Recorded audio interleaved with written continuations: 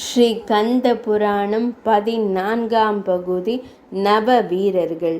ஒருமுறை பார்வதி தேவி சந்தோஷமாக இருந்தபோது அந்த தேவியர் தங்களது சேவையை ஏற்று சாப விமோசனம் அளிக்கும்படி கேட்டனர்.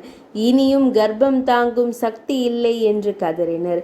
சிவபெருமான் அன்னை பார்வதியிடம், தேவி, இந்த உலகின் நன்மை கருதியே என் அம்சமான வடிவேலன் தோன்றினான். அவனுக்கு பக்க பலமாக இருக்க இந்த 1,00,000 வீரர்களை உருவாக்கினேன். இவர்களை வழி நடத்தி செல்ல சேனாதிபதிகள் வேண்டாமா? அதற்காக தான் இவர்களை கர்ப்பமுறச் செய்தேன். இது என் திருவிளையாடல்களில் ஒன்று.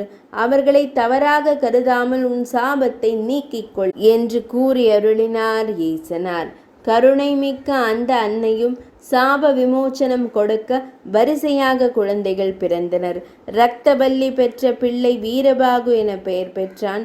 தரளவல்லிக்கு வீரகேசரி, பௌஷிகவல்லிக்கு வீரமகேந்திரன், கோமேதக திலகாவிற்கு வீரமகேஸ்வரன், வஜ்ரவல்லிக்கு வீர ராட்சசன், மரகதவல்லிக்கு வீரமார்த்தாண்டன், பவளவல்லிக்கு வீராந்தகன், நீலவல்லிக்கு வீரதீரன், வைரவல்லிக்கு வீர வைரவன் ஆகிய குழந்தைகள் பிறந்தார்கள்.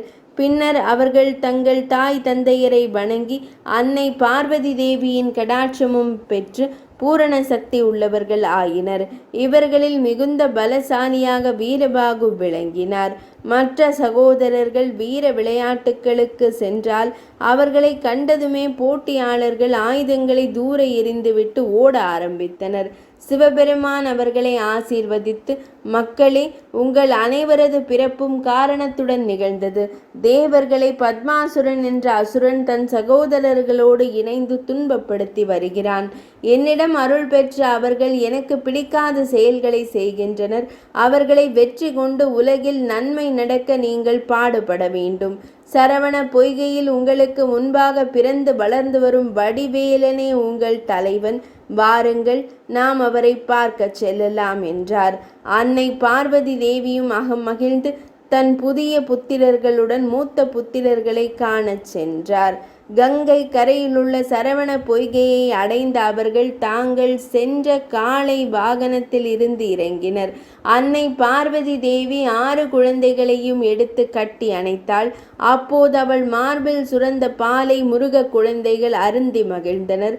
அப்போது சிந்திய சில துளிகள் சரவண பொய்கையில் கலந்தன. அப்போது ஒரு அதிசயம் நிகழ்ந்தது. குளத்தில் நீந்திய மீன்களில் பல முனிவர்களாக வடிவெடுத்தன. அவர்கள் பற்பல சாபங்களால் மீன்களாக மாறியிருந்தவர்கள். கந்தனுக்கு ஊட்டப்பட்ட பாலின் மகிமையால் அவர்கள் தங்கள் சுயரூபமடைந்து கந்த குழந்தையை வாழ்த்திவிட்டு சென்றனர். இளமையில் மகான்களின் ஆசி கிடைப்பதென்பது சாதாரண விஷயமல்ல. இந்த ஆசி காலம் முழுமைக்கும் நன்மை தரும். 14ஆம் அத்தியாயம் இனிதே நிறைவடைந்தது.